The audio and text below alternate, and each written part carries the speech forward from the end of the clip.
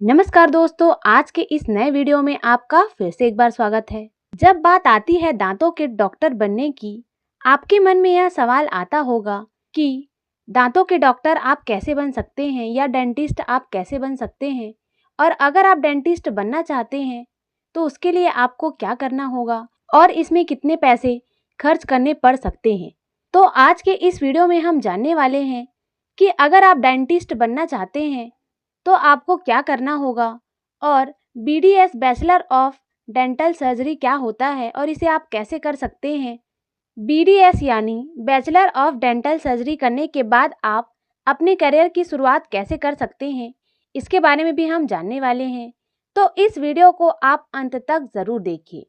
अगर आप एक डेंटिस्ट बनना चाहते हैं या डेंटिस्ट कैसे बने, या आप जानना चाहते हैं कि क्या आप एक अच्छा डेंटिस्ट बनकर लोगों को बेहतरीन डेंटल केयर दे सकते हैं, तो इस वीडियो को आप अंत तक ज़रूर देखिए। एक बेहतर डेंटिस्ट बनने के लिए आपको BDS का कोर्स करना होगा। पेशेंट की ओवरऑल हेल्थ में डेंटिस्ट का ही इम्पोर्टेंट रोल होता है। डेंटिस्ट कैसे बने? अगर आपको लगता है कि एक खूबसूरत मुस्कान होना ही हेल्थी दांतों की निशानी है, तो आप गलत सोच रहे हैं। सिर्फ खराब दांतों के कारण ही आपकी ओवरऑल हेल्थ बिगड़ सकती है। तो चलिए हम जानते हैं डेंटिस्ट बनने से संबंधित पूरी जानकारी के बारे में। सबसे पहले तो मैं आपको बता दूं कि डेंटिस्ट बनने के लिए आपको कौन कौन से कोर्सेज करने पड़ सकते हैं।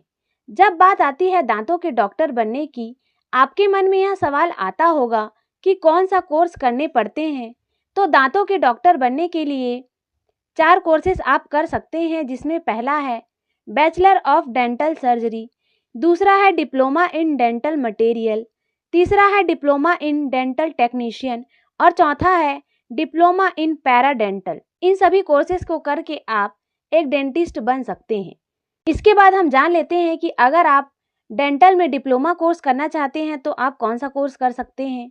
डेंटल हाइजीनिस्ट में डिप्लोमा कोर्स 3 साल का डिप्लोमा कोर्स होता है। न्यूनतम योग्यता मान्यता प्राप्त संस्थानों और कॉलेजों या उनकी समकक्ष परीक्षा से स्नातक की डिग्री है। होटल हाइजीनिस्ट में डिप्लोमा में प्रवेश के लिए प्रासंगिक प्रवेश परीक्षा में उम्मीदवार के प्रदर्शन के आधार पर और परामर्श के दौर पर निर्भर करता है। इसके बाद जान लेते हैं कि अगर आप एक डेंटिस्ट बन जाते हैं तो इसके क्या क्या फायदे हो सकते हैं। भारत में ही नहीं बल्कि पूरे विश्व में दांतों के डॉक्टर की दिन प्रतिदिन मांग बढ़ती जा रही है। ऐसे में हमारा जानना यह आवश्यक हो जाता है कि आखिर में दांतों के डॉक्टर बनने के क्या क्या फायदे हो सकते हैं। इसमें पहला फायदा हो सकता है किसी निजी या सरकारी कॉलेज में प्रोफेसर आप बन सकते हैं। दूसरा है आप इसमें मास्टर डिग्री यानी MPH ले सकते हैं। तीसरा है आप खुद का डेंटल क्लिनिक खोल सकते हैं। और चौथा है विदेश में इसकी बहुत मांग है, जैसे कि USA, चाइना और कनाडा। आप यहाँ जाकर भी अपना जॉब कर सकते हैं या बिजनेस भी कर सकते हैं। पांचवा है गवर्नमेंट जॉब्स के लिए आप आवेदन भी कर सकते हैं और गवर्नमेंट हॉस्पिटल में एक डॉक्टर के तौर पे काम कर सकते हैं, और गवर्नमेंट हॉस्पिटल में आप एक डेंटिस्ट के रूप में काम कर सकते हैं। इसके बाद बात कर लेते हैं कि अगर आप एक डेंटिस्ट बनना चाहते हैं तो उसके लिए आपके पास कौन कौन सी योग्यताएं होनी चाहिए। अगर आप डेंटिस्ट बनना चाहते हैं तो आप इंटरमीडिएट यानी PCB फिजिक्स, केमिस्ट्री, मैथ्स में 11th और 12th पास होने चाहिए। इसके अलावा इंटरमीडिएट में जो आपका परसेंट है वो 50% से अधिक होना चाहिए, तभी आप एक डेंटिस्ट बन सकते हैं। इसके बाद बात कर लेते हैं कि अगर आप डेंटिस्ट बनना चाहते हैं तो कैसे बन सकते हैं। दांतों के डॉक्टर बनने के लिए किसी डेंटल कॉलेज में प्रवेश लेना होता है, और इन कॉलेज में प्रवेश लेने के लिए आपको नीट के द्वारा या डायरेक्ट एडमिशन भी लेना पड़ सकता है। सबसे पहले तो हम यह जान लेते हैं कि अगर आप नीट की परीक्षा पास कर लेते हैं तो आप एक डेंटिस्ट कैसे बन सकते हैं।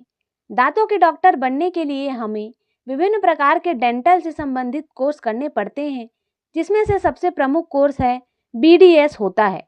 इस कोर्स को करने के लिए एक एग्ज़ाम देना होता है और इस एग्ज़ाम का नाम है नीट। यह एग्ज़ाम हर साल कराया जाता है, जिसको पास करने के बाद आपको भारत के टॉप डेंटल कॉलेज में एडमिशन मिलता है।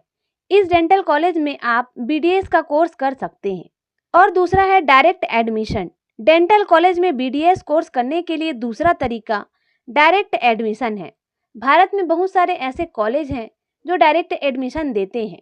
अगर आपका रैंक नीट एग्जाम में कम है तो भी आप डायरेक्ट एडमिशन के द्वारा उस कॉलेज में एडमिशन ले सकते हैं। इसके अलावा कई ऐसे कॉलेज हैं जो बिना प्रवेश परीक्षा के आधार पर एडमिशन लेते हैं। इसके बाद हम बात कर लेते हैं कि अगर आप डेंटिस्ट का कोर्स करना चाहते हैं तो उसे आप कौन कौन से कॉलेज से कर सकते हैं। इसमें पहला है Maulana Azad institute of dental sciences Delhi, दूसरा है Manipal college of dental science Karnataka, तीसरा है डॉक्टर DY पाटिल विद्यापीठ पूना, चौथा है Saveetha institute of medical and technical science Chennai, पांचवा है ABSM institute of dental science Mangaluru Karnataka, छठवा है Shri Ramachandra institute of higher education and research Chennai, सातवां है Nair hospital dental college Mumbai, आठवां है SRM डेंटल कॉलेज चेन्नई, नौवां है JSS dental college and hospital Mysore Karnataka, 10वां है MS Ramaiah university of applied service Bengaluru. इन सभी कॉलेज से आप अपने डेंटिस्ट का कोर्स भारत के अंदर कर सकते हैं। इतना कुछ जानने के बाद आपके मन में यह विचार जरूर आ रहा होगा कि आखिर दांतों के डॉक्टर बनने में कुल कितना खर्च आता है, अर्थात एक डेंटिस्ट बनने के लिए आपको कितनी फीस लगती है। दांतों के डॉक्टर बनने के लिए कुल फीस में लगभग 50,000 से 2 लाख रुपए प्रति वर्ष यानी एनुअल लग सकती है। इसके साथ ही इसका फीस इस बात पर निर्भर करता है कि आप किस कॉलेज में एडमिशन ले रहे हैं, क्या वह सरकारी है या फिर प्राइवेट। यदि वह सरकारी है तो 50,000 के आसपास प्रति वर्ष लगता है और यदि वह कॉलेज प्राइवेट है तो लगभग 2 लाख तक प्रति वर्ष लग सकता है। इसके बाद बात कर लेते हैं कि बैचलर ऑफ डेंटल सर्जरी यानी BDS में आपको कौन कौन से कोर्सेज को कराए जाते हैं। BDS कोर्स में 4 सेमेस्टर होते हैं, जिसमें पहले सेमेस्टर में पहला सब्जेक्ट होता है जर्नल एनाटॉमी इंक्लूडिंग, दूसरा है dental anatomy, embryology and oral histology, तीसरा है general human embryology and histology, physiology and biochemistry. इसमें सेकेंड सेमेस्टर में पहला सब्जेक्ट होता है डेंटल मटेरियल्स, दूसरा होता है general and dental pharmacology and therapology, तीसरा होता है जर्नल, पांचवा होता है pre clinical prosthodontics and crown and ब्रिजनोटोरा पैथोलॉजी एंड माइक्रोबायोलॉजी, चौथा होता है प्री क्लिनिकल कंजर्वेटिव डेंटिस्ट्री। इन सभी कोर्सेज को आपको सेकेंड सेमेस्टर में पढ़ाया जाता है।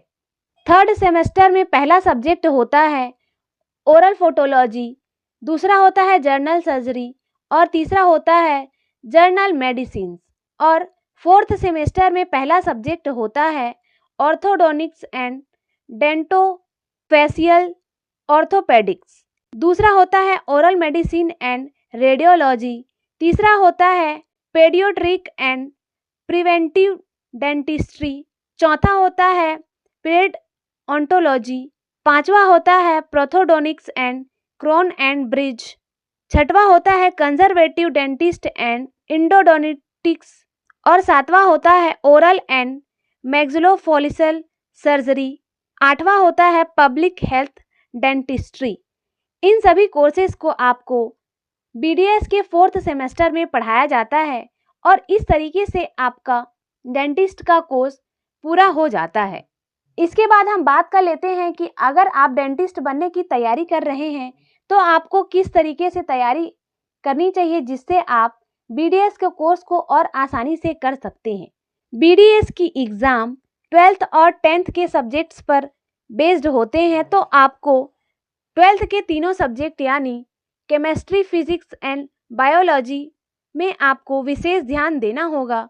उसके बाद पिछले साल के all India pre medical test के पेपर्स को आपको सॉल्व करना होगा और फॉर्मेट को अच्छे से समझना होगा कि किस तरह से एग्जाम को लिया जाता है।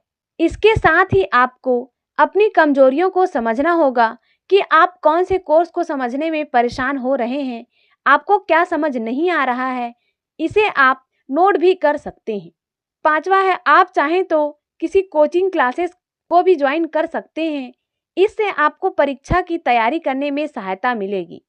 और छठवा है, आजकल अधिकतर स्टूडेंट सेल्फ स्टडी करके भी पढ़ाई करते हैं। अगर आपको कोचिंग जाना पसंद नहीं है तो आप घर पर ही सेल्फ स्टडी भी कर सकते हैं।